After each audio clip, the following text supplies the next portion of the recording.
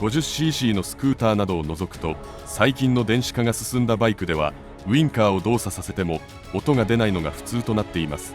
そのため日頃ウインカーのオートキャンセルがついた自動車やウインカーブザーが鳴る車両に乗っている場合は、ウインカーを消し忘れる可能性が高くなるのは簡単に想像できます。ウインカーの消し忘れは合図制限違反として交通違反になってしまうほか、事故の原因となりかねない問題なので、消し忘れ防止にウインカーブザーを取り付けることにしました。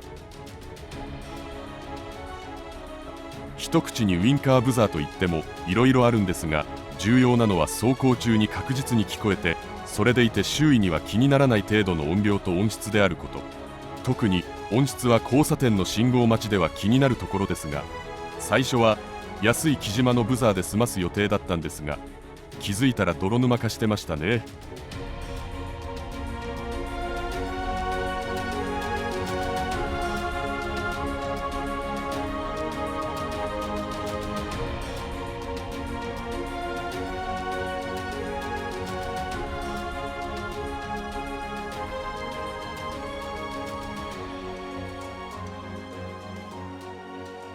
ブザーの大きさを比較すると、木島以外は極端な違いはありませんが、木島とホンダの郵便用のブザー以外は太さが 33mm から 34mm とほぼ共通のサイズなので、大抵の円筒形リレーの固定用サスペンションユニットが使えます。といってもサスペンションユニットごとにブザーの向きが違うので注意が必要です。またホンダ純正のブザーはギボシ端子がついていますが、このギボシ端子はホンダの規格サイズで、市販のギボシ端子より小さいんで交換する必要があります。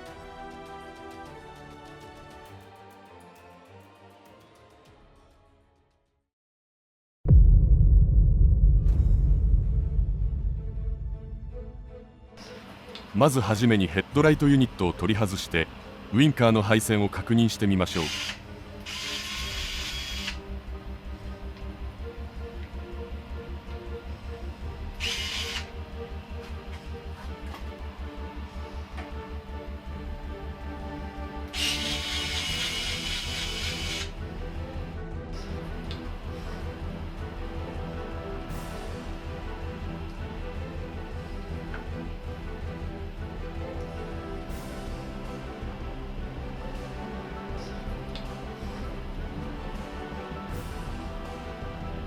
ヘッドライトユニットの中にオレンジ色と水色のコネクターがついた配線が見えます。これがウインカーの配線です。この配線は車両の電源からウインカーへとつながっています。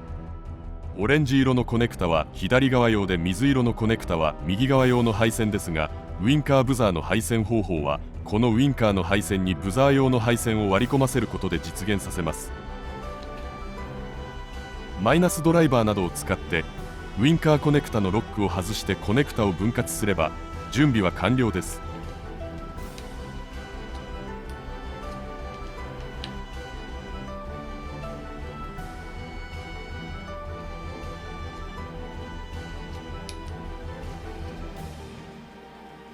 配線方法は電源側とウインカー側に分割したコネクターの間に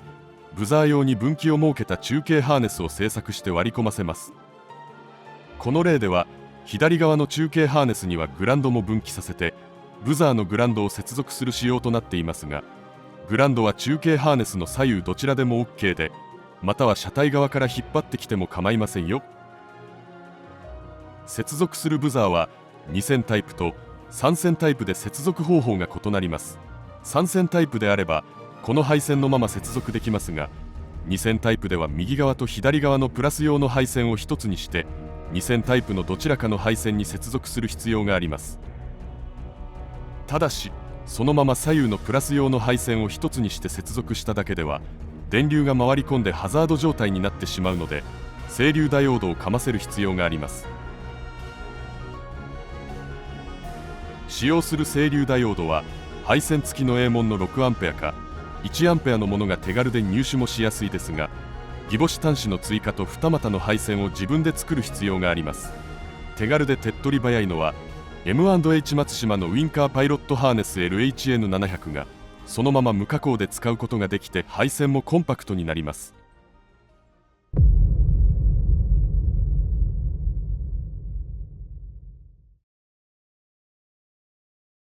用意する部品はまずはウインカーコネクタですが、今回の肝になる部品の一つで、ホンダの場合同じ2ピンコネクタでも旧型と新型があって、使うのは新型ニュータイプの方ですからね。間違って購入しないように注意してくださいよ。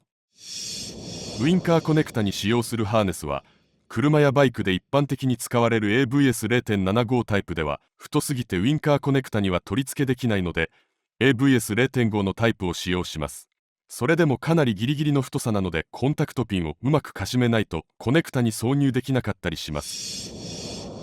スプライス端子は二股にしたりといった分岐した配線を作るために使用します。ギボシ端子やエレクトロタップでも可能ですが、脱着する必要性がなければ圧倒的なコンパクトさと信頼性からこのスプライス端子は欠かせません。最後はギボシ端子です。これはもう説明の必要はありませんよね。多少なりともカスタムをたしなむ方なら誰もが知ってるギボシ端子です。以上、4つの部品で中継用分岐コネクタハーネスを製作していくわけですが、厄介なのがホンダのウインカーコネクタの製作です。このウインカーコネクタのコンタクトピンをかしめるには細線用の電光ペンチが必要となります。さらに細線用コンタクトピンの圧着部分はケーブルの太さと同等かそれ以下になるようにかしめないとコネクタハウジングに入らないことから、ある程度経験がないと高確率で失敗します。そうして完成したハーネスがこちらです。余裕を持たせてケーブルは長めですが、最終的に短く切り詰めます。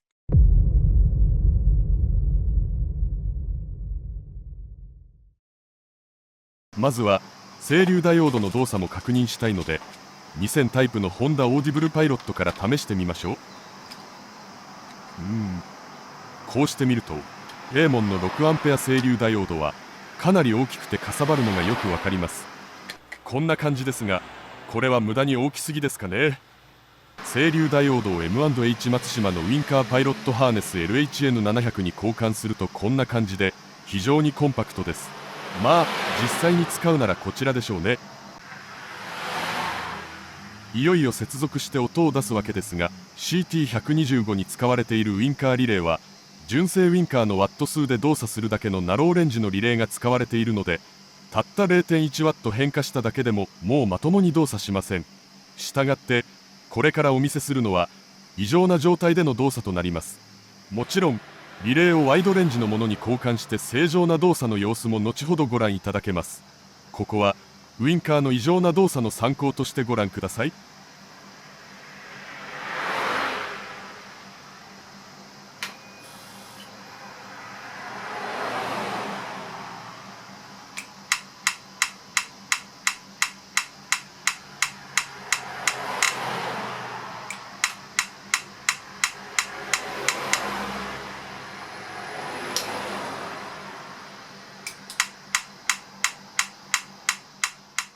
典型的なハイフラッシャー状態ですが、整流回路と配線はちゃんと動作しているようです。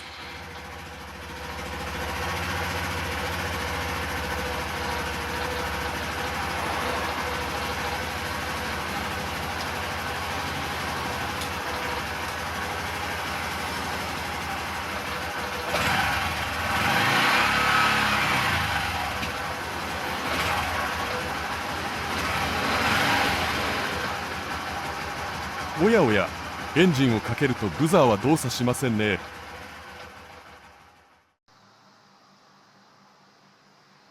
次は同じ2000式の郵便車両用パイロットオーディブルです。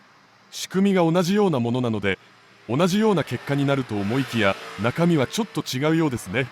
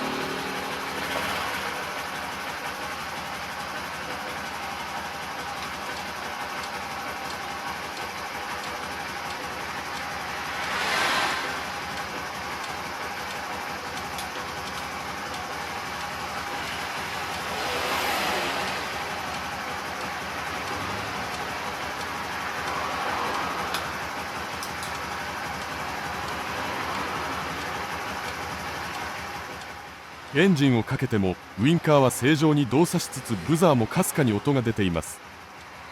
悪条件でもなんとか動作するのはさすが業務用といったとこでしょうか。今度は同じホンダ純正でも三振タイプの電子音ブザーとなるブザーコンプエレクトロンです。パイロットオーディブルの消費電流 0.22A に対して、こちらは電子音タイプなので消費電流は 0.02A と圧倒的な消費電力の低さが魅力です。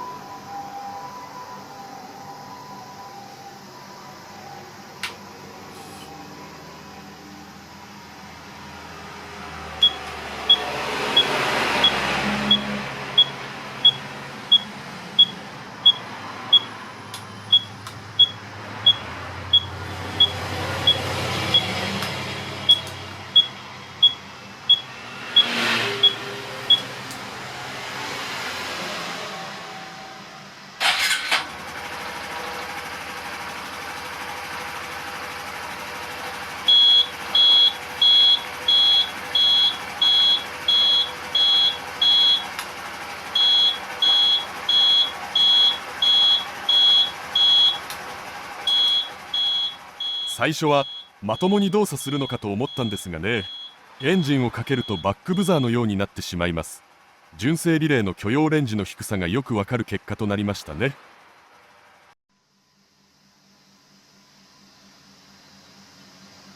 純正リレーでこれ以上テストしても無駄なので、最後に木島の汎用ブザーを試してみます。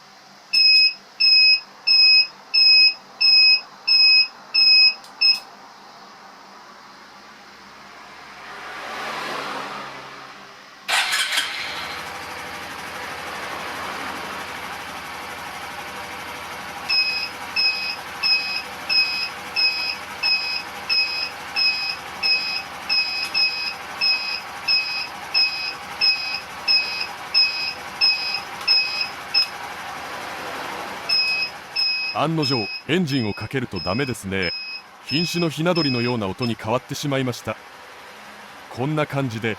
CT125 では後付けのブザーはまともに動作しないことが分かりますが、ウインカーランプを社外製に交換した場合もハイフラッシャーになってまともに動作しませんよ。ハイフラッシャーになることから分かるように、この問題は純正ウインカーリレーの許容ワット数に余裕がないことが原因なんで、ウインカーリレーをワイドレンジのものに交換するだけで問題は解決するんですが、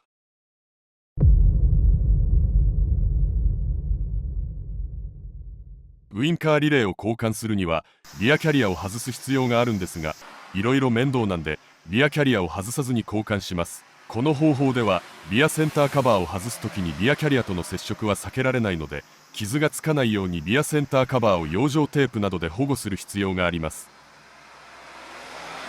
外す時の勢いでリアセンターカバーのどこが接触するかわからないんで、広範囲をカバーしておくと気休め程度にはなるかと。あとは焦らず慎重に。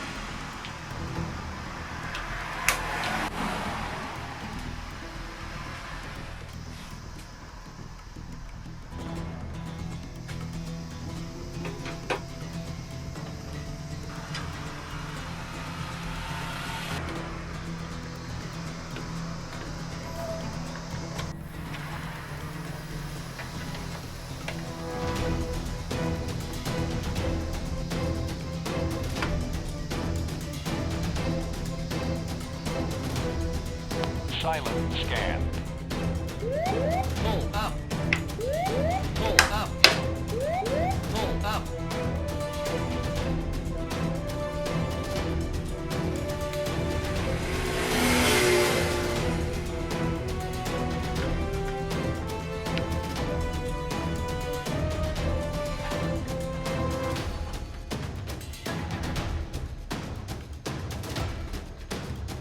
Silent scan. Pull up. Pull up. Pull up. Pull up. Pull up. Pull up. Pull up. Pull up. Silent scan. Pull up. Pull up. Pull up. Pull up. Pull up. Pull up. Pull up. Pull up. Pull up. Pull up. Pull up. Pull up. Pull up.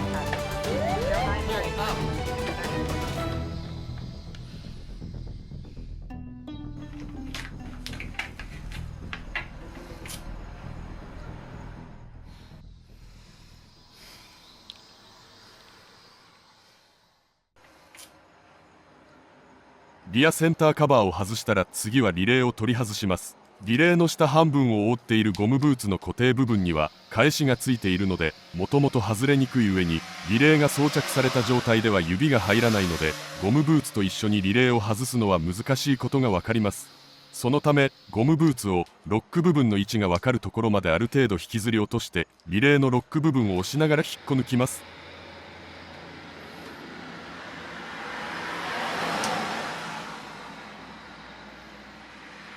リレーの装着は割り箸を使ってコネクタをつまみ出せば割と簡単に装着できますよ。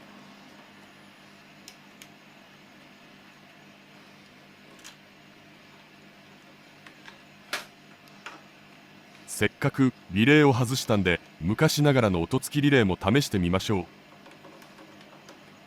う。同じ条件で試したいので、音付きリレーは直に接続せずに延長ケーブルを製作してヘッドライトケースまで引っ張り出します。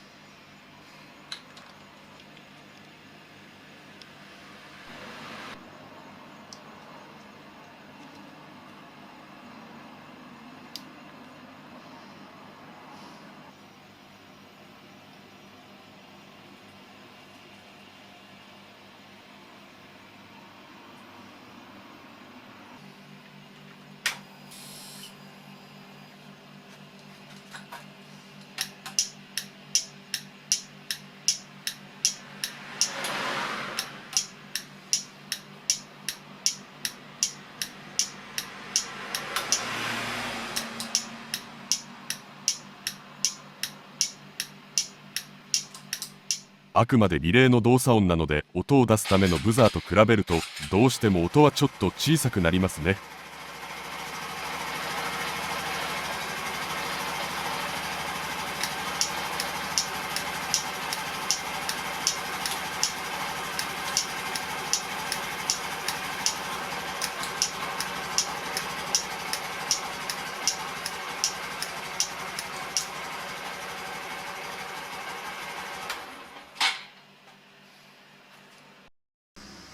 使用するリレーは北コの LED フラッシャーリレーを使いますが、純正リレーと差し替えるだけで使える製品はこれ以外販売されていないので、選択肢はこれしかないんですよね。リレーをゴムブーツにはめ込んだら元の固定場所にしっかりと差し込んで完了です。これで準備完了。ウインカーブザーの音を聞いてみましょう。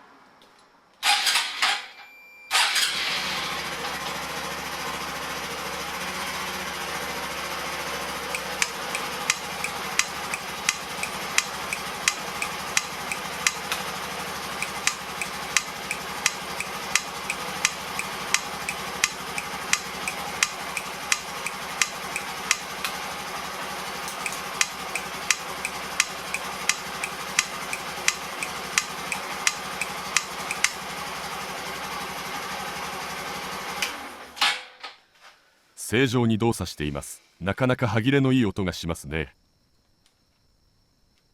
試しにブザーの向きを後ろに向けて音が変わるか試してみましょう。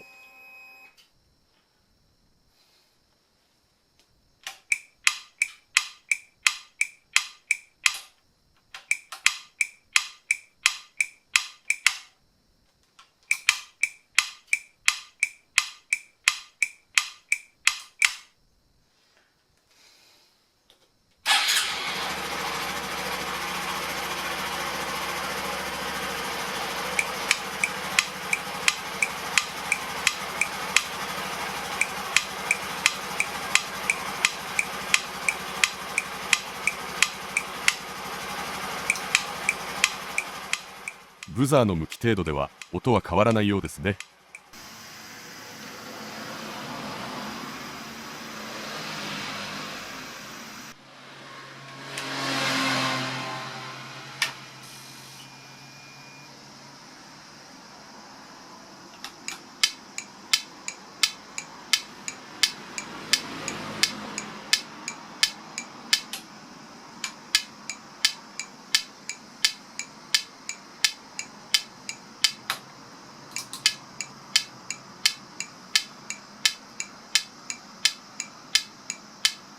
見た目に反してなんかポンコツっぽい音です。くたびれた感じが味と言いましょうか。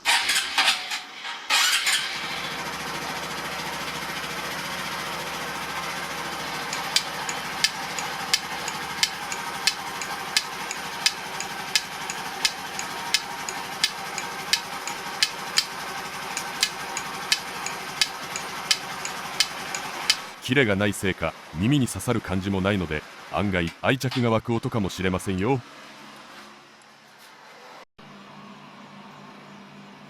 次はクロライトのブザーですが、音付きウインカーリレーの方がよく知られているので紛らわしいですが、これはリレーではなくて純粋な発音専用の製品です。しかも電子音ではなく純正部品以外で一般に市販されている唯一の機械式のブザーです。機械式のブザーは今じゃ絶滅危惧種のような状態なんで貴重な製品です。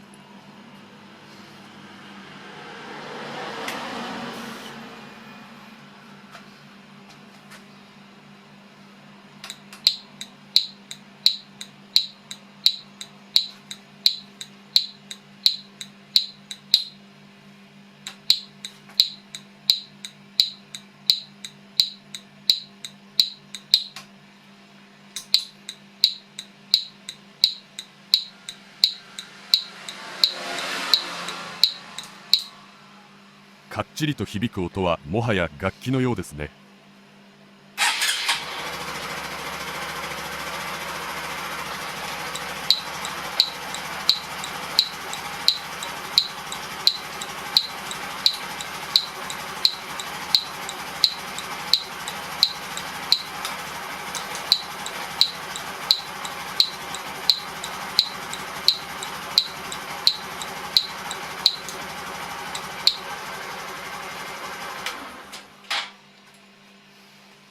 欠点はちょっと大きいのでヘッドライトカバーに収まらない可能性が高くて、この状態ではヘッドライトカバーに収められませんでした。ちょっと無理っぽいね。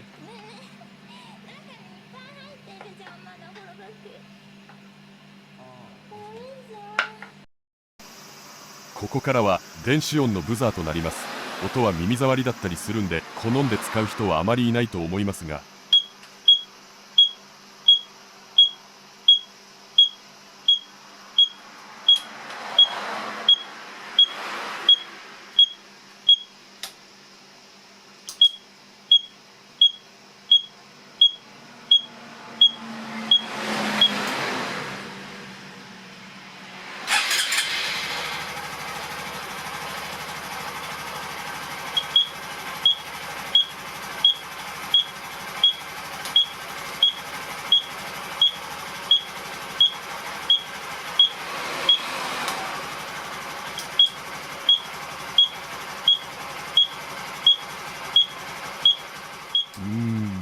まんま白バイのウインカー音そのままですね。ものが同じ部品らしいのでまあ当然ですが、最後は木島のブザーです。音量が調整できるボリュームがついてますが、ボリュームは出荷時の状態でテストしています。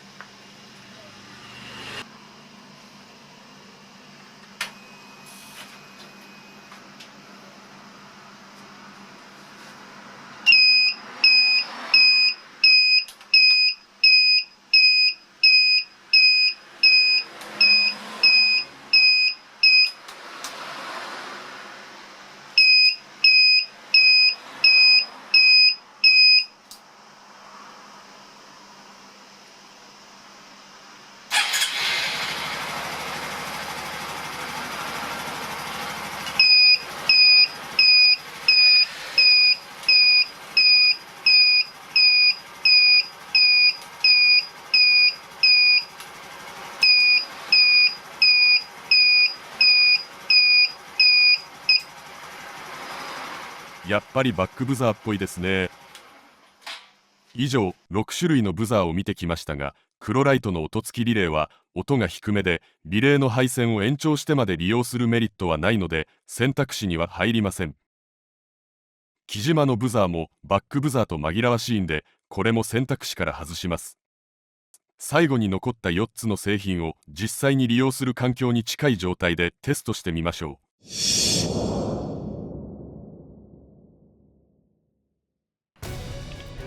最後のテストは CT125 にブザーを取り付けて乗車している時に近い状態で音を比較してみます。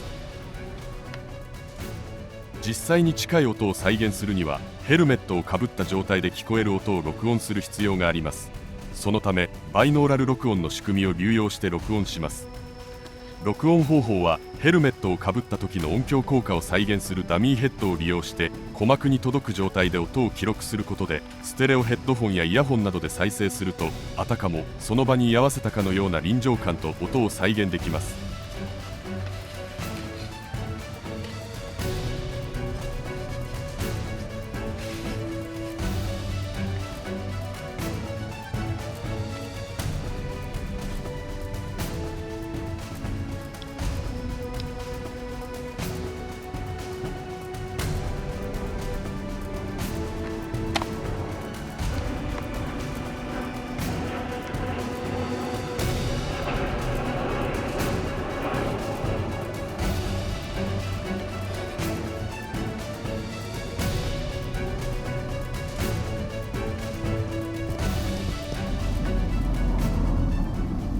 まずは郵便仕様のオーディブルパイロットから試していきましょう。ブザーとヘッドライトユニットが干渉するんですが、ヘッドライトケースにはヘッドライトユニットを強引に押し付けてなんとか収納することができるんですが、若干ヘッドライトは浮き気味になります。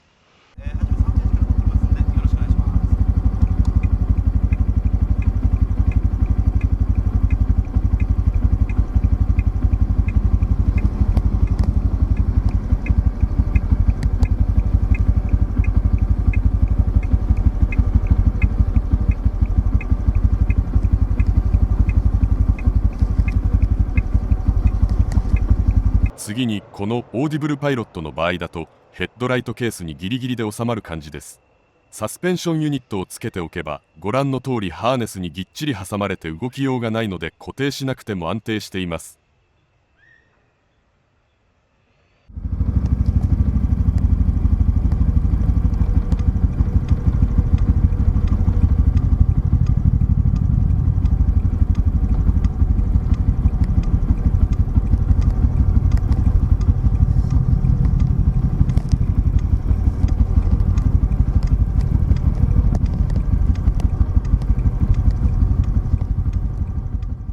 次はクロライトの機械式ブザーですが、今回試した限りではヘッドライトケースに収まりませんでした。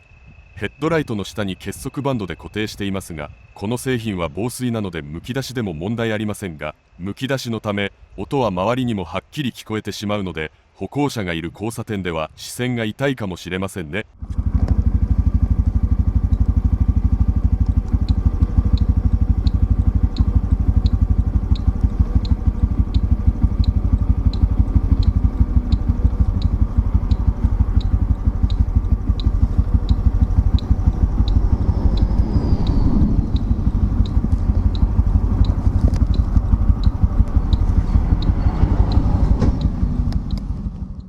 最後はホンダ純正の電子式ブザーコンプエレクトロンです。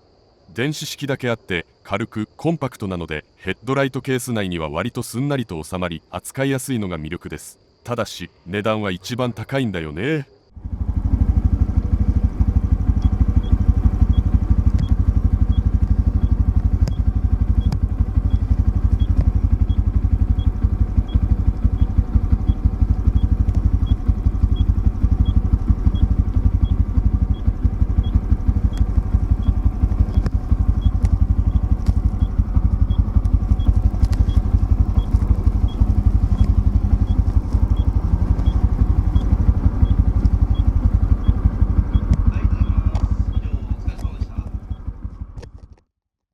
フルフェースのヘルメットをかぶった状態ではどのブザーもちょうどいいくらいの音量になりますが、ではヘルメットをかぶっていない周りの人にはどのくらいの音量で聞こえるでしょうか。まあ予想以上に音は大きいです。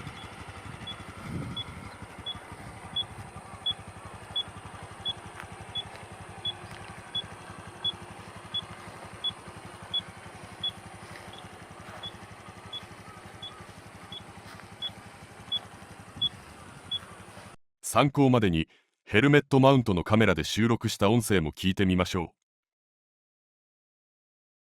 う。街中の交差点では音が響くこともあって音はより大きく聞こえますが、周囲の人から視線を受けるようなことはないようです。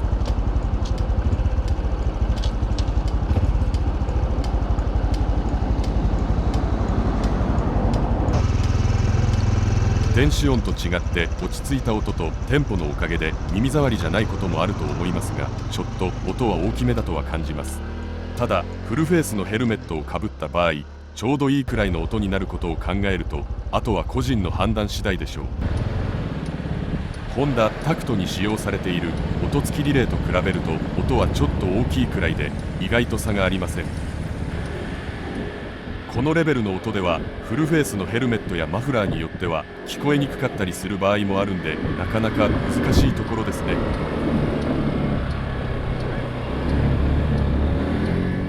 最後にウインカーブザーの取り付け場所についてですが、動画では取り付け作業が簡単なことからヘッドライトケース内に無理やり押し込んでますが、ブザーの取り付け場所は割と融通が利きます。ウインカーブザーの取り付け位置は車体に追加された電装品などによって変わってきますが、基本的にブザーの音が聞こえるようにフロント部分に取り付けることになります。理想的にはウインカーブザーはヘッドライトケース内に内蔵できればいいんですが、もともとかなりギリギリなんで人によっては収めるのは不可能でしょう。ウインカーブザーの取り付け位置として最も都合がいいのがボディについている円形のホンダエンブレム部分の空間で、この部分は中がスカスカでブザーが余裕で入るスペースがあります。ただ取り付けにはボディカバーを外す必要があるんで、作業が面倒なことやメンテナンスやブザーの交換を気楽にはできないという欠点があります。防水タイプのブザーであれば結束バンドやステーを自作してヘッドライト下の適当なスペースにむき出しで固定するのが最も手っ取り早い方法ですが、ブザーの音は大きくなるという欠点があります。